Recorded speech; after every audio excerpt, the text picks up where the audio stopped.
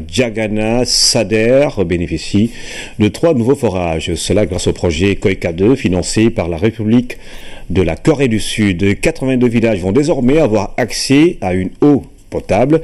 Le directeur général de l'Office des forages ruraux a visité les ouvrages en question. Tierno Diallo. L'Office des forages ruraux matérialise de jour en jour la vision du président de la République. Un foyer, un point d'eau potable, 3 forages vont alimenter les communes de Diagane Barka et de Diagane Sader dans le département de Foundiougne. Au total, plus de 82 localités vont en bénéficier. Il y a un Sénégalais en milieu rural, il doit avoir accès à l'eau potable, comme nous l'avons dans les villes. Et je pense que c'est pour ça que son Excellence le président Macky Sall parle d'équité sociale.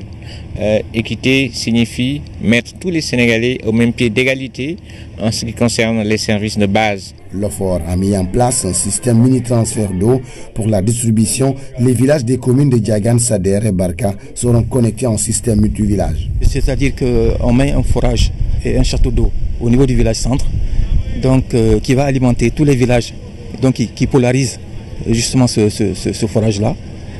Donc nous avons en moyenne une dizaine de villages par village centre. C'est 9 ouvrages multi-villages. Ce projet va toucher environ 42 000 habitants. Dans cette zone, il faut parler de la problématique de l'eau salée. Je pense que vous en avez entendu parler, que nous avons à Passy, que nous avons dans certaines zones ici. Il faut qu'on réfléchisse autrement, qu'on réfléchisse en termes de système de mini-transfert qui permettrait de prendre de l'eau dans les zones où l'eau est douce et pour les transférer. C'est ce que nous allons faire bientôt à Passy. Une grande commune comme Passy qui est sous l'eau salée, c'est un problème. La conséquence immédiate de la mise en fonction de ces forages, la fin du calvaire des femmes qui faisaient des kilomètres pour chercher de l'eau potable. Nous, seule commune du Sénégal qui a un forage. Nous étions la seule commune du Sénégal à ne pas disposer de forage.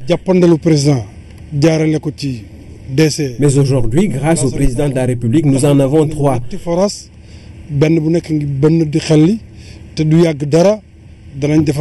Sous peu, les châteaux d'eau seront implantés et les villages environnants auront de l'eau potable. Les travaux ont déjà commencé, on se donne un horizon de 24 mois, je pense. Ça, c'est un projet financé par la coopération coréenne. Je pense qu'on tourne autour de 8 milliards. Mais je pense que pour des projets aussi importants, quand on parle de donner de l'eau à des populations, quand on parle de la base de la pyramide de Maslow, ça n'a pas de coût. La visite du directeur général de l'OFOR a suscité l'espoir des populations, enfin heureuses de voir bientôt leurs rêves se réaliser. Après